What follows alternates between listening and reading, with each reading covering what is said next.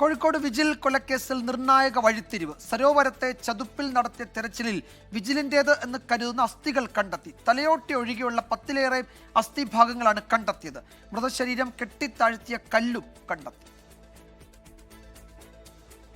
പ്രതികളായ നിഖിലിന്റെയും ദീപേഷിന്റെയും സാന്നിധ്യത്തിൽ സരോവരത്തെ ചതുപ്പിൽ നടത്തിയ തിരച്ചിലിലാണ് വിജിലിന്റേതെന്ന് കരുതുന്ന അസ്ഥികൾ കണ്ടെത്തിയത്.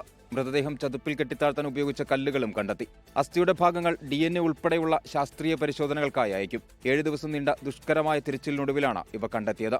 2 ദിവസം മുമ്പ് വിജിലിന്റേതെന്ന് കരുതുന്ന ഷൂ കണ്ടെത്തിയിരുന്നു. സുഹൃത്തുക്കൾ ഇങ്ങനെ ചെയ്യുമെന്ന് ഒരിക്കലും കരുതിയിരുന്നില്ലെന്ന് വിജിലിന്റെ പിതാവ്. നമ്മളെ മക്കളെ പോലെ ഞാൻ വിശ്വസിക്കാൻ കൂടിയിട്ട് അവൻ ഒരു പതറില്ല, ഒരു വാക്ക് പോലും മാറി പറഞ്ഞില്ല. 2-3 പ്രാവശ്യം ചന്ദ്രൻ പറയും, ഇല്ല അച്ഛാ അവൻ അങ്ങനെ തന്നെയാ, വിളിക്കുന്ന പരിപാടിയൊന്നും ഇല്ല, കാണുമ്പോൾ മാത്രമേ ലോകിയുള്ളൂ.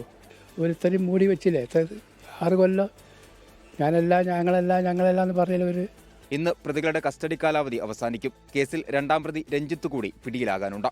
24 കോഴിക്കോട്. ലോകത്തെവിടെയായാലും ഏത് സമയത്തും 24 വാർത്തകളും ഓഗ്മെന്റഡ് റിയാലിറ്റി പാക്കേജുകളും എക്സ്പ്ലെയിനറുകളും വിശദമായി കാണാൻ ഞങ്ങളുടെ യൂട്യൂബ് ചാനൽ നിങ്ങൾക്ക് സബ്സ്ക്രൈബ് ചെയ്യാം.